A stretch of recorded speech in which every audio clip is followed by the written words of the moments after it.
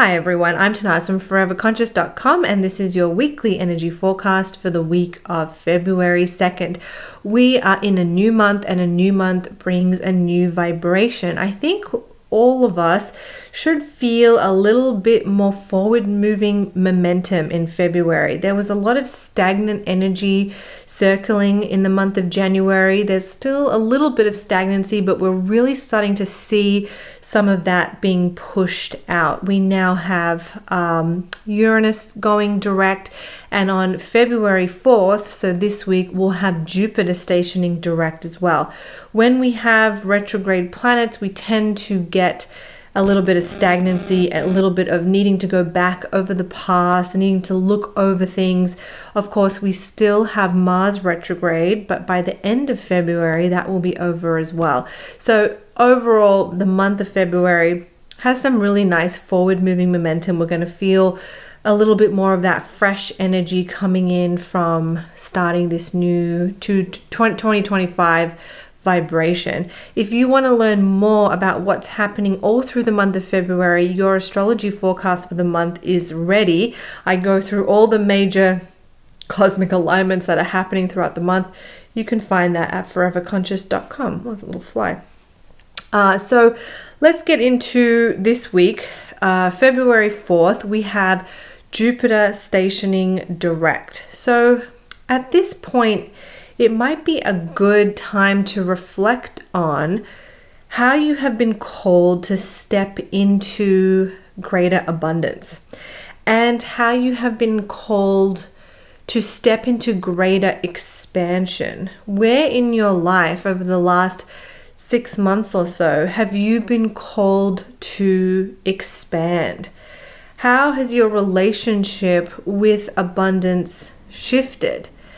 That is really Jupiter's domain. And when Jupiter goes retrograde, like it has been for the last few months, we're really encouraged to kind of revisit these areas, to think about these areas and to expand in some way. So this is a good week to think about how you've been called to expand, how you've been called to step into greater abundance. Jupiter is going direct in the sign of Gemini, and Gemini rules over things relating to communication. So that might be an area where you have felt called to expand in the way you communicate, in the way you show up. Maybe you have found that you want to speak more authentically, so you're holding back a little bit so you can come from an authentic place. You're not just talking to talk. You're not just trying to fill the silence.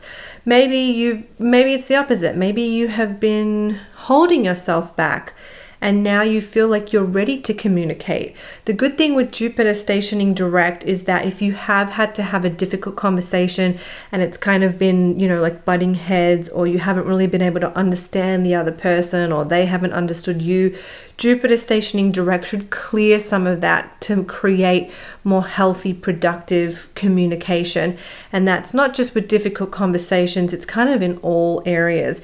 If you've been looking to start a podcast or do something with social media, Jupiter stationing direct in Gemini is a good time to start putting those pieces into play, to start executing and doing things. So a good energy, some forward momentum. It's good for communication. It's good for expressing ourselves and for thinking about how we've been called to expand and kind of just honoring and owning that expansion and that step into a greater abundance. I'm sure you've probably all heard that we tap into the energy of abundance when we can feel gratitude.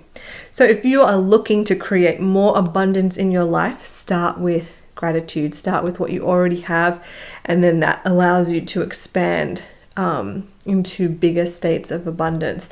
So maybe also something to think about doing this week, especially if you would like to call in more abundance or more of some energy into your life.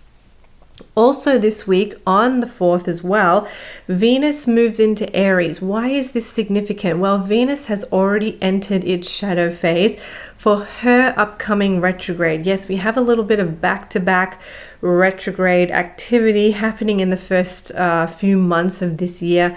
Of course, Mars is still retrograde. Mars will go direct, and then pretty much once Mars goes direct, Venus will be having her turn. She will go retrograde on March 1st, 2nd. That'll depend on your time zone. And this is a time of heart healing. It's a time of recalibrating our heart energy and what it is that we value. So Mars retrograde is about recalibrating our motivation and our energy levels and what kind of motivates us to do what we do. Venus is recalibrating that heart energy, that how we give and receive love, and then what we choose to value, where we put our value in this life, in all areas. So we're really getting a lot of recalibrating energy to work with. So Venus has already started to slow down. Her entrance into Aries this week is significant because that is where she will retrograde. She will start her retrograde in Aries, and then she'll make her way back into Pisces for a little bit before stationing direct again sometime in April. So we're going to start to feel a little bit of that energy very, very subtly, some of that Venus energy lingering and starting to come into our consciousness, especially as Venus starts to move through those degrees that she will later go back over. So Venus in Aries, that happens on the 4th. You may want to start to think about over the last week and even into this week, what relationship themes have come up for you? What heart energy has come up for you, because that might give you clues as to what this Venus retrograde is all about and what it's bringing your way. So they're the major energy shifts for the week. We have Jupiter stationing direct. We've got Venus entering Aries, where she will later retrograde, giving us little hints, little clues as to what lessons and gifts she might be bringing our way while she dives through the underworld. Venus retrograde is a very heart-centered time. It's a very reflective, deep time. It's a little less physical or maybe 3D world than Mars retrograde. Venus retrograde is a little bit more internal, so we tend to feel it a little bit differently. It manifests a little bit differently. It very much is centered around our feelings and our heart space, rather than Mars, which can sometimes manifest on a physical level where we feel physically lethargic or unmotivated, or that we're taking steps and we're getting pushback. Venus retrograde is a little more subtle than all of that. So if that has you a little bit like, oh God, more retrogrades, just remember these are natural rhythms and cosmic cycles that we work with. Venus retrograde happens every 18 months or so. This is part of the natural cycles and rhythms. And I really think as we move through this week, and even as we move through the month of February, where we're getting a lot of this recalibrating, we're coming into deeper alignment with ourselves. And that really is something to hold onto or to hold space for as we move through this month. How can I align with more of my authentic self? That's what this recalibration energy is there for, helping you to align heart, body, mind, and bring yourself into a state of greater authenticity, greater truth.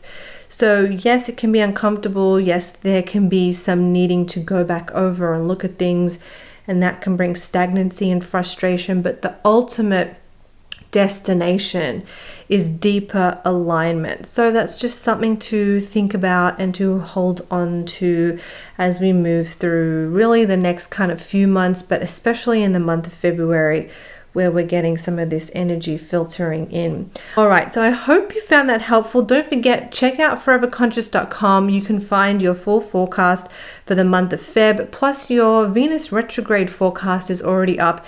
If you want to take a little look at that and get the dates and just sort of get a deeper feel for the energies that we'll be working with, that's up there for you as well. All right, I hope you found that helpful. I'm Tanaaz from foreverconscious.com. Thank you so much.